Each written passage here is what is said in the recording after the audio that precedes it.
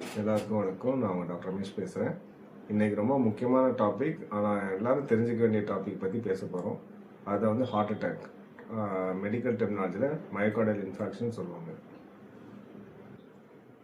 இப்போ வந்து heart attack சொன்னாங்க. ஹார்ட் அட்டாக் வந்து எல்லா ஏஜ்லேயும் வருதுங்க.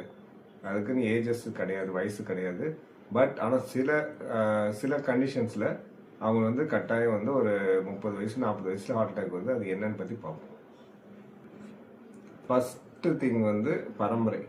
இப்போ வந்து அவங்க அப்பாவுக்கோ அவங்க அம்மாவுக்கோ இல்லை வந்து அவங்க தாத்தா பாட்டி இவங்க யாருக்கும் பரம்பரையில் ஹார்ட் அட்டாக் வந்தால் கன்ஃபார்மாக இவங்களுக்கு வரும்ன்ட்டு 90% சான்சஸ் இருக்குங்க. கண்டிப்பாக வரும்னுலாம் சொல்ல முடியாது. பட் ஆனால் 90% இவங்க பெர்சன்டேஜ் ஆஃப் ஹை ரிஸ்கில் வந்து இவங்க வராங்க. பரம்பரையாக ஹார்ட் அட்டாக் வரவங்க வந்து ஹை ரிஸ்கில் வந்து வராங்க. நெக்ஸ்ட் வந்து ஸ்மோக்கர்ஸ்க்கு கன்ஃபார்மாக ஹார்ட் அட்டாக் வருதுன்ட்டு எல்லா மெடிக்கல் ரிசர்ச்சும் சொல்கிறாங்க. ஸ்மோக்கர்ஸ் வந்து கட்டாயம் வந்து இசிஜி எக்கோ இதெல்லாம் கட்டாயம் பார்த்துக்கணுங்க. மூணாவது என்ன நிற்குதுன்னு பார்த்தீங்கன்னா அன்கண்ட்ரோல்டு பிளட் ப்ரெஷருங்க. பிபி நீங்கள் கண்ட்ரோல் இல்லாமல் வச்சுட்டிங்கன்னா கட்டாயம் இந்த ஹார்ட் அட்டாக்ல தான் முடியுது. அன்கண்ட்ரோல் பிளட் சுகர் ஒரு நார்மலாக ரேண்டமாக பார்க்கும்போது 180 mg/dL தான் ஒரு நாளைக்கு இருக்கணும். அவங்க வந்து டேப்லெட் சரியாக எடுத்துக்காமல் எக்ஸசைஸ் பண்ணாமல் எப்போ பார்த்தாலும் சுகர் ஹையாக வச்சுருந்தா ஹார்ட் அட்டாக்கு அதிக சான்ஸ் இருக்குங்க. நெக்ஸ்ட்டு வந்து உங்கள் எல்லாருக்குமே தெரியும் கொழுப்பு பிளட்டில் இருந்தால் பிளட்லேயே ரொம்ப நாள் இருக்காது, ரத்த குழாயில் போய் படிய ஆரம்பிச்சிடும். ரத்த குழாயில் படிகிற கொழுப்பு நாளடைவில் உள்ள வந்து இன்னர் லியூமன், அதாவது ஒரு ரத்த குழாய்க்குள்ள உள்ள அந்த கேப் வந்து குறைச்சிக்கிட்டே இருக்கும். ஒரு சர்டன் ஸ்டேஜில் அது வெடித்து ஹார்ட் அட்டாக்காக மாறுது.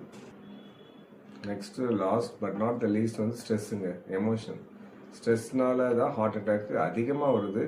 எர்லி மார்னிங் ஹவர்ஸ், அதாவது டியூட்டி ஹவர்ஸில் பரபரப்பாக போகிறாங்க பாருங்கள், அவங்களாம் வந்து கார்டிசோல், அட்ரினலின் இந்த மாதிரி நிறைய ஹார்மோன்ஸ், ஸ்ட்ரெஸ் ஹார்மோன்ஸ் ப்ரொடியூஸ் பண்ணி அந்த நேரங்களே அவங்க ஹார்ட் அட்டாக், கொரோனரி ஸ்பேசம், ரத்த குழாய் சுருங்கிறதுக்கும் அடைக்கிறதுக்கும் வாய்ப்பு வந்து அதிக மரணங்கள், டெத் வர சான்சஸ் இருக்குங்க.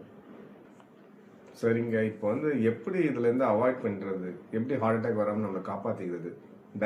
டயட்டில் வந்து junk foods, fast food, fatty foods இதெல்லாம் வந்து அவாய்ட் பண்ணிவிடுங்க. நெக்ஸ்ட்டு எக்ஸசைஸ் பண்ணுங்கள்.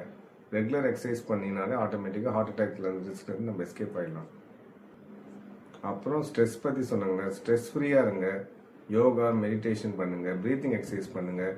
இதெல்லாம் பண்ணிங்கன்னா ஆட்டோமேட்டிக்காக நீங்கள் ஸ்ட்ரெஸ் ஹார்மோன்ஸ் வந்து கம்ப்ளீட்டாக ரெடியூஸ் ஆகிட்டு you can escape from the heart attack. Next வீடியோவில் வந்து சிம்டம்ஸும் ஹார்ட் அட்டாக் வகைகள், வெரைட்டிஸ் பற்றி பார்ப்போம். Take care.